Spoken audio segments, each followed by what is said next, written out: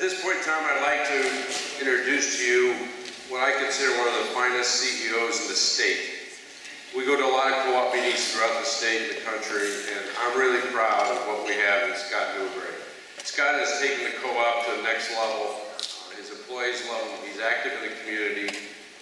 He's as good as they get when it comes to CEO. Scott Newberry.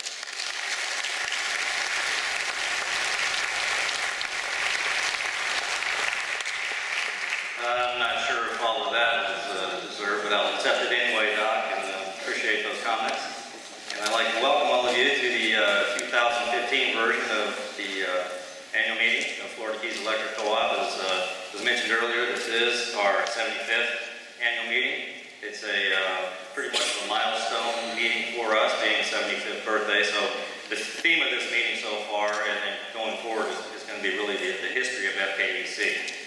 Typically, with this presentation, I'll tell you about the safety record we achieved during the year, different large construction projects we may have worked on and completed, things along those lines. This year, the presentation is going to focus more on the history, the timeline of FKEC. And if you were out in the courtyard earlier, I hope you took a minute or two to go through the timeline that was under the tents in the courtyard there. And I'd like to really recognize John Stewart, our Chief Operating Officer. He's the guy that really dug through all the archives of the company. It's been a labor of love of his over the past 3 or 4 years. And this is the first time that I know of that we've actually had a definitive history of FKEC put together from day one till now. So, John, thanks a lot.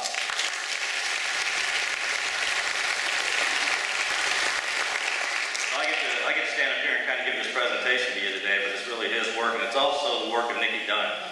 She's a public relations specialist that works with us, and she took a lot of that interesting information John put together, some of the photos he was able to dig out and put them into a nice presentation, both outside and in here, so Nikki, thanks for all of that as well.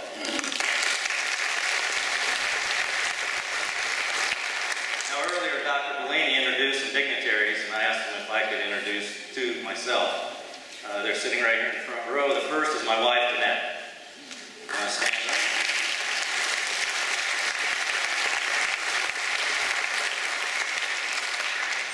She has probably the toughest of all members of FKEC. She has to deal with me, and she does a dang good job of it. It's not easy, I don't think, to be the wife of someone doing the job I do. You know, we try not to bring home work like that, but sometimes you can't help it, and you do, and she's very patient with me, and I appreciate that very much. Second dignitary here is someone very special as well. This is the 10th time I've got to address you guys as the chief executive of this company, and it's the first time in those 10 years that my mother has shown up. So, you want to talk about pressure?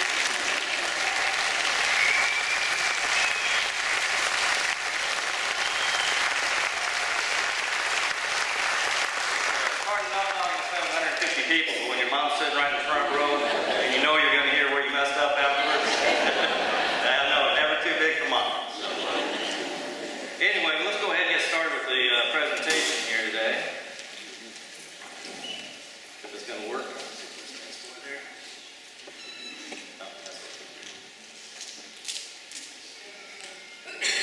All right, what we're going to start with is prior to the inception of Florida Keys Electric Co-op. We were formed towards the end of the 1930s. Before that, there really wasn't any centralized electric service in the Keys. There was a generating plant in Key West and a small utility down there that did provide power to that island. But for the rest of the Keys, there wasn't really any centralized power.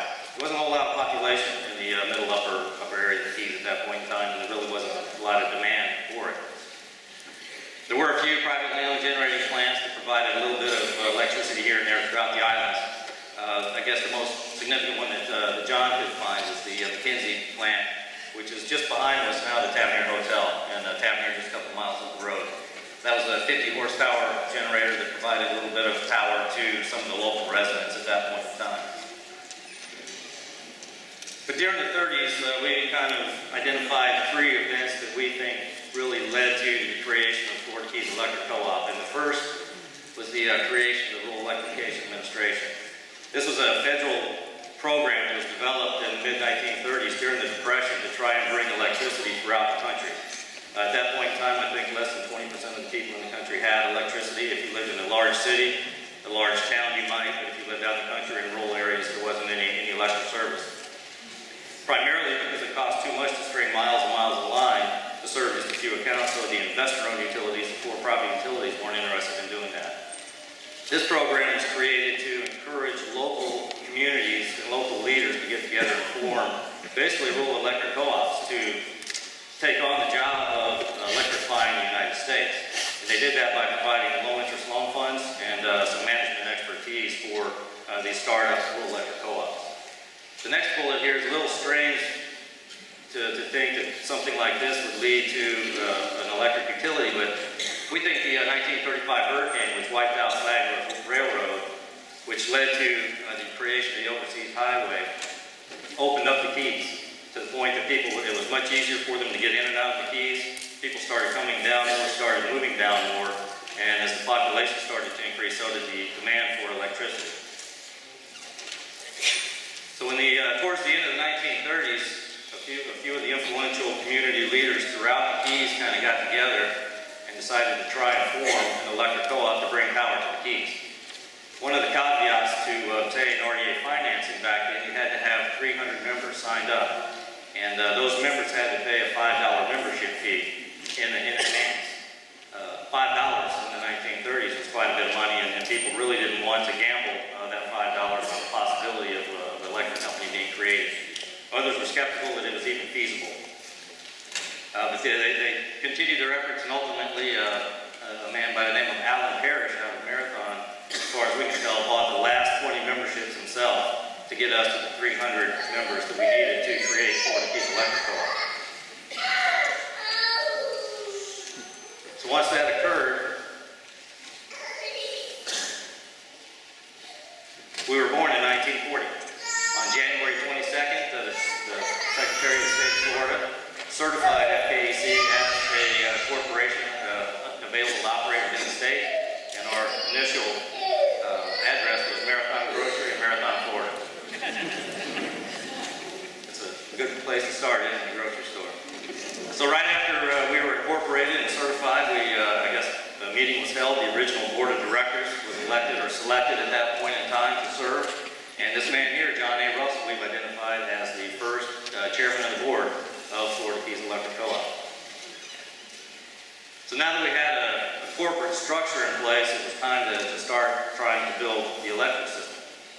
So the first thing the initial board did was apply for a loan from the REA, totaling $50,000, I believe, to start constructing some power lines. They also used that money to buy the McKinsey generating plant you see on the screen there. We constructed a small generating plant on the property that is now the Tavernier Operations Center. It contained 3 small generators in it as well.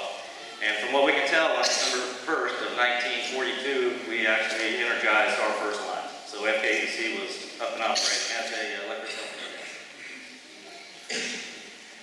The next 10 or 12 years, growth in the Keys was pretty slow. The war was going on in the early years of FKEC, which made it very hard for us to get materials to really start constructing the system. But basically what we worked on in this 10, 12-year time frame was still using that small 3-generator plant in Marathon. We did add 2 portable generators to the Marathon area to serve load down there. We constructed a small, basically 14,000-volt distribution line from the mainland down to Key Largo to help supply some energy up there. As you can see, growth was really slow. We went from a total of 300 members to start with, and 12 years later, we're only serving 857 accounts. So not a real fast start. But as the 50s wound on, that really began to change to the point that growth in customers and growth in electric demand had increased to the point that we had to build a transmission line to start serving that load. And our very first transmission line was built along US 1, basically up the northbound side of that highway. And it was built from Florida City down to Key Largo. You can see those of you that were here before 1992 probably remember that line. It was a wooden H-frame circuit that contained these 2 lattice towers that span Fish Creek Bridge. Significance of that, it got knocked down in 1992 in Hurricane Andrew. So if you come here after that, you probably don't remember seeing that line. Significantly also, once we completed that, we began buying more power from Florida Power and Light, and we're able to retire those 3 small generators that we had in Tavernier.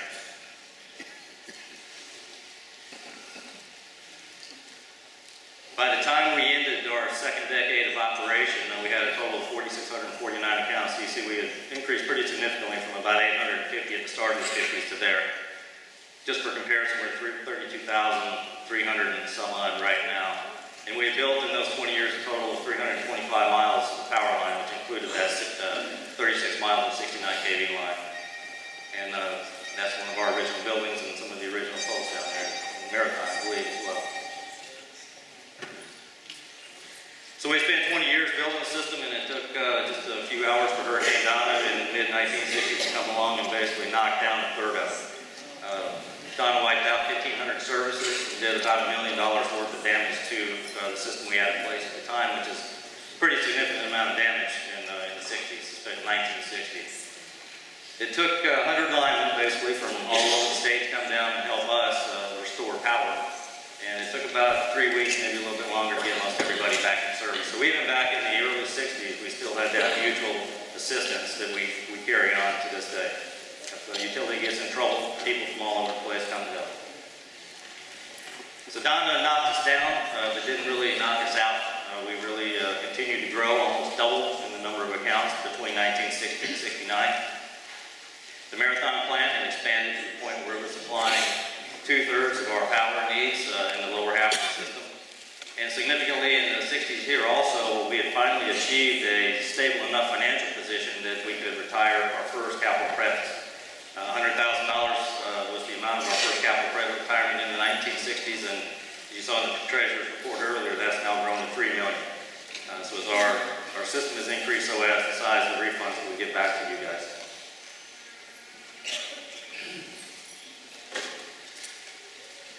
Just a couple of averages or comparisons to finish up the 60s. In 1969, our total kilowatt hour sales were 95 million. Last year, they were almost 700 million. And the average retail cost of power in the 60s was 2.4 cents. And last year, it averaged about 12.65. We're down to just under 12 right now. I kind of want to put that up there because it appears when you look at that our rates have really increased a lot over the last 40 years. But I took that 2.4 cents in 1960 dollars and escalated that up at the rate of inflation, and that would be worth 18 cents now. So while our rate has increased, it has increased at less than the rate of inflation, which is a good thing. We try and hold costs down. 70s and 80s, we really began to grow a lot. You may remember that if you were around. The Keys really did, growth really exploded. To the point that in 1974, we started construction of a second transmission line to bring power down into the Keys. And that was built along Part Sound Road. It's still in operation today, and if you look out on the highway, you see the smaller square concrete poles. That is the line was started in 1974. It was kind of a two-part project. It ran down to Tavernier, I believe, on the first half of it, and then the second part of the construction was from Tavernier to Marathon. The total line was completed in 1983. And what's interesting about this, that was the very first time our entire electric system was connected together electrically. Prior to 1983, and as late basically as 1983, our system still almost operated as two small electric systems, which wasn't really good for reliability. And I kind of want to put this bullet up here. In 1975, I found a work plan from them that indicated that our average time out, minutes out per customer, for 1975 was 445.8 minutes. That's 12 and a half hours. So we weren't a very reliable utility in 1975. To compare that last year, our outage you guys experienced on average 55 minutes out. So our reliability has greatly increased in the last 30 or 40 years. 1989, we ended serving 26,000 accounts. So again, I think it's about quadrupled in size between the end of the 60s to the end of the 80s. Things started to change a little bit in the 90s, but the first significant event we dealt with there was Hurricane Andrew. Those of you that were here probably remember that pretty well. We were without power for a whole week. Totally in the second week, we had limited power available to us. It did destroy the original 69 kV line along the stretch. It did a lot of significant damage to Ocean Reef, but that was about the extent of the effect on our system. The reason we were out, we had a hard time getting power down on the transmission line because of the circuit between us and Florida Power and Light. There was some down there as well. We ended up deciding to replace that line. We needed to. And in 1996,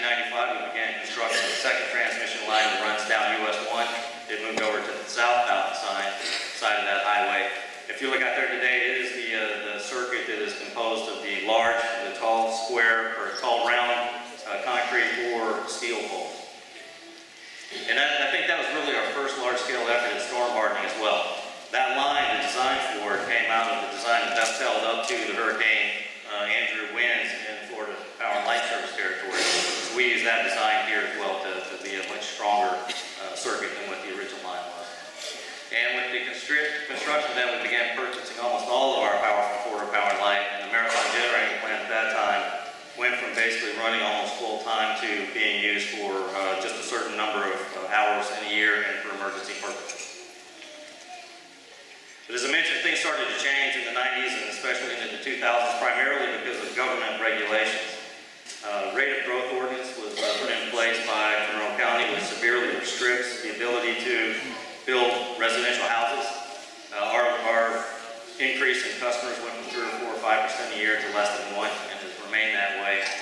And also, commercial moratoriums went in place that kind of limited the construction of new large facilities, which meant that the demand wasn't increasing nearly as much for power as it had prior to that. So with those changes and the changes in our focus, we no longer were trying to constantly build, serve, expanding load.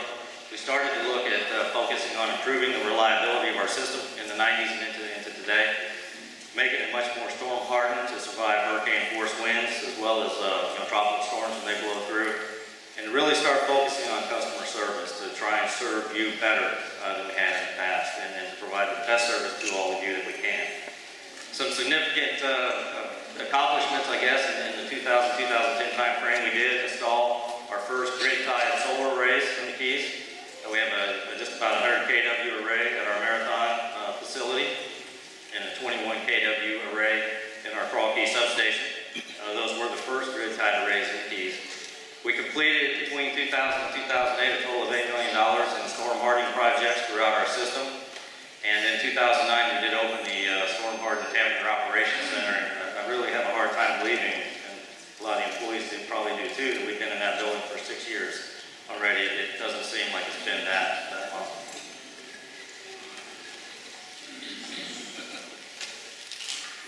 So here we are today, basically.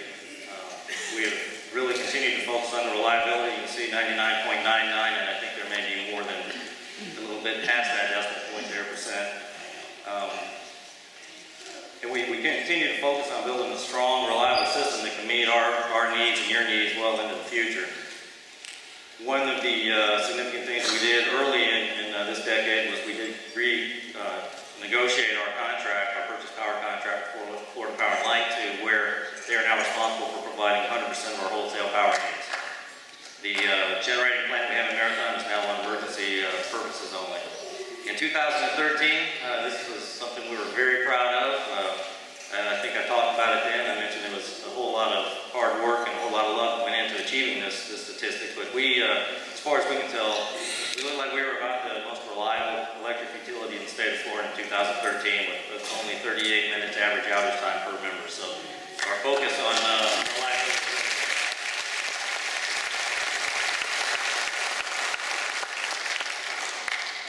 And finally, I just kind of wanted to finish up. We just completed this project the past 2 or 3 months.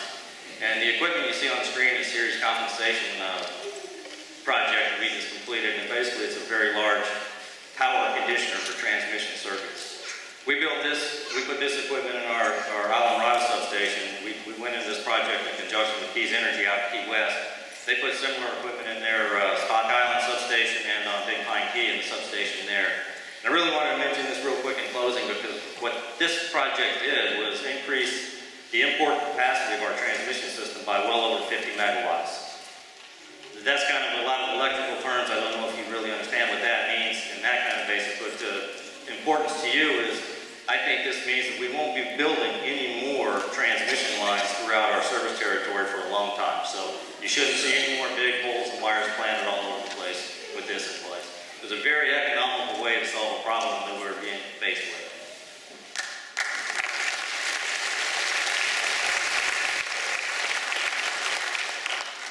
Kind of in summary here, like that original pilot slide said, we've come a long way, and we really have. I mean, we started with 300 members back in 1939, and we're now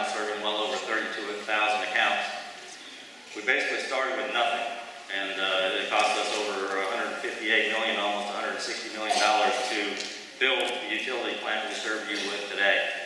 And going from having power available only a few hours a day to where now you have power available to you for all but a few minutes out of each year is just how far we've come over the last 75 years. I think it's been an interesting 75 years. It's been a busy 75 years, and I'm sure the next 75 years will be just as busy and probably even more interesting than what we've faced in the past here. So we have come a long way. Kind of to wrap up, typically at this point in time, I thank all the employees at KEC for all the good hard work they do for us and for you.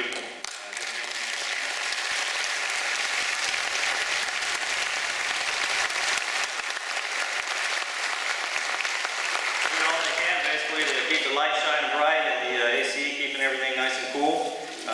They're a very dedicated bunch of employees, and I appreciate everything that they do each and every day.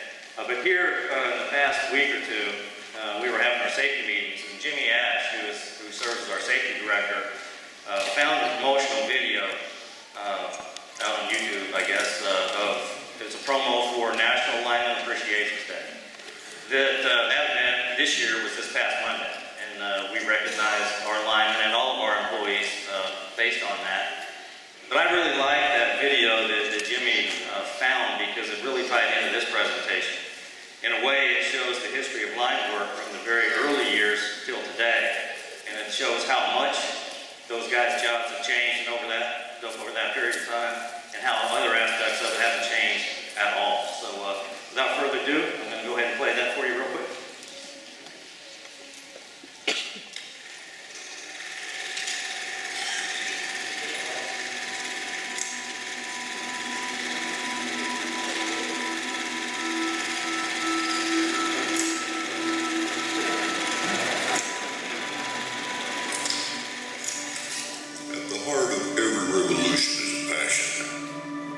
Defy the odds, push the boundaries of human achievement. Challenge powers so temperamental, only the bravest of men try. Though fearless, the risk was high. For these early few, the title of legend is reserved, authors of a sacred brotherhood. For by the flex of their arms and the strength of their will, they forged the backbone of the modern world, electricity for the masses. A grid, connecting the east to the west, sparking the evolution of a new breed of man. A soldier. Platoon. Tested by the weather of the ages and refined by the struggles of their forefathers. From their legacy, these prodigies understand discipline. Rewarded by the pride of achievement and the raw stimulation of work.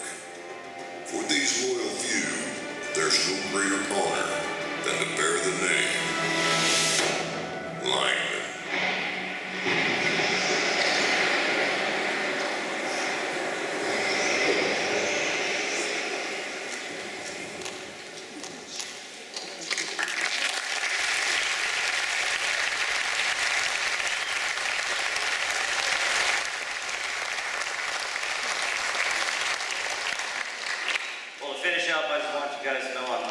Very proud and very humbled to get to work with the 115 people, men and women who make up Florida Keys Electric Co-op.